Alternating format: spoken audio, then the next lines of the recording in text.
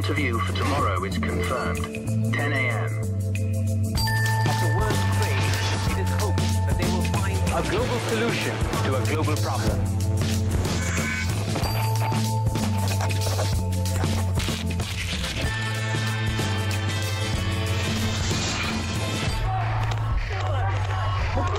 Call for a total revamp of the system.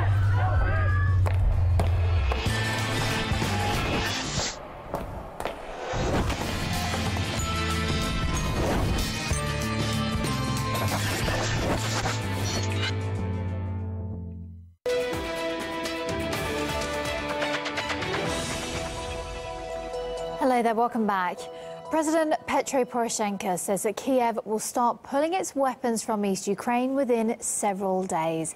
This comes after OSCE representatives and Russia oversaw an agreement between Kiev and the eastern regions on weapons withdrawal on Tuesday. The self-proclaimed republics say they've already completed a pullback of tanks and light armour from the contact line. Well, we spoke to Alexander Hug, a Deputy Chief Monitor of the OSCE's Special Mission to Ukraine. He says both sides need to show goodwill during this process. Establishing stability and fostering peace is a long process. It requires the will by everyone involved. The expression yesterday by the sides in that working group to go a step further and also withdraw weapons that have originally not been mentioned in the Minsk arrangements is an expression of will on these sides, and they now need to show resolve also on the ground to actually implement what they have agreed at the table in Minsk. The OSCE Special Monitoring Mission can confirm that fighting in certain areas along the contact line continues. In these hotspots, we see heavy weapons too close to the contact line in violation of the Minsk arrangements. 2 points are important here. The sides need to cease fire and then withdraw in this order, and then that will become possible. It does not function everywhere properly because the trust between the sides is lacking or is not existing. After a deal was finally reached on Iran's nuclear program, spoof news website The Onion came up with its own headline. Well, it reads, US sues upset Netanyahu with shipment of ballistic missiles. That was the headline. The article talked about a new US military upgrade offer to help Israel swallow what it considered to be a bitter pill. Well, 24 hours later, it became clear that the authors of the fictional news report had unwittingly broken a true story. US Defense Secretary Ashton Carter landed in Israel on Sunday and met Benjamin Netanyahu. There were reports Obama had told him to offer military aid. Secretary of State John Kerry, he's apparently next in line to cheer up Israel. He's set to visit later on this week. Leading Israeli newspaper Haaretz saw the irony. So it tweeted, "When The Onion is the most reliable news source about your country, you know that you're in a mess." Well, we talked to senior correspondent and columnist for Haaretz, Amir Oren. He believes the Israeli Prime Minister needs to take a moral stance over the Iran deal. That's why he publicly rejected the military offer. Netanyahu is facing a dilemma. If he is already accepting compensation for the deal, he is tacitly saying that he has lost the battle. And he doesn't want to admit that.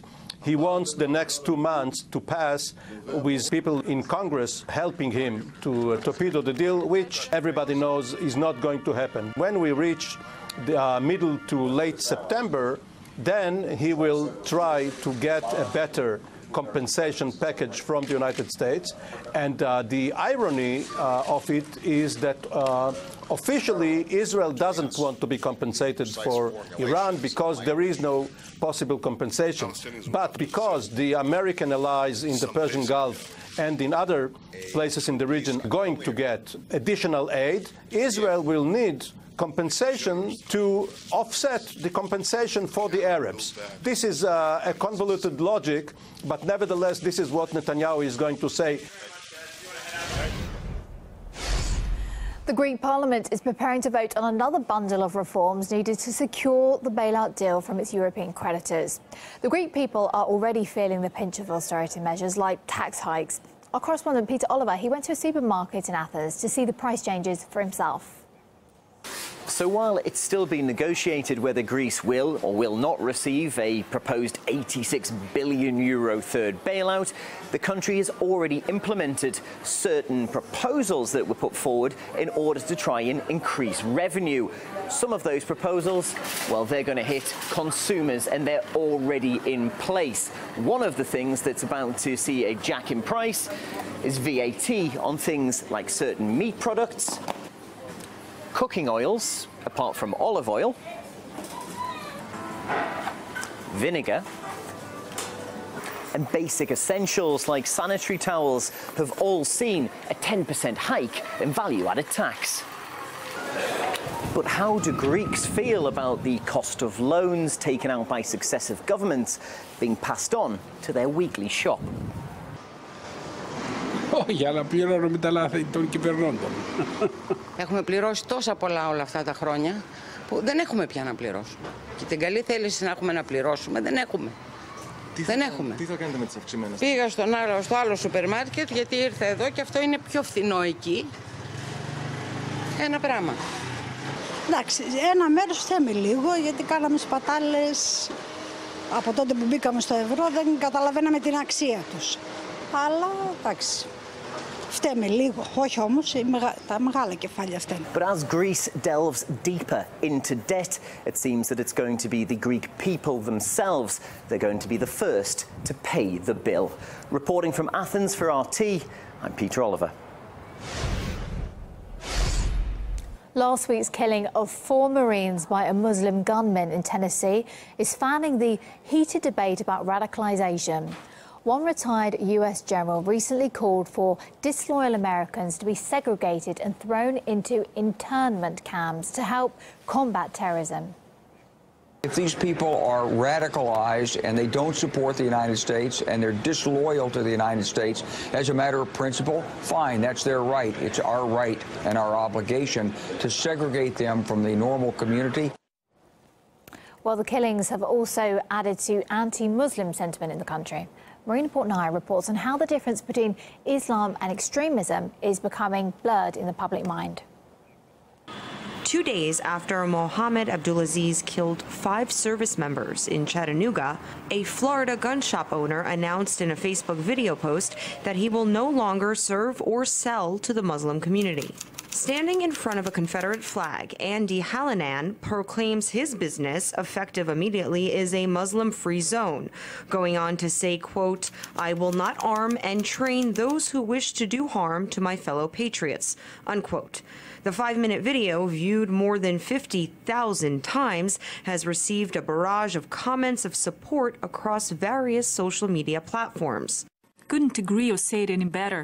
Great video, Andy. A must-watch video. Wake up, America.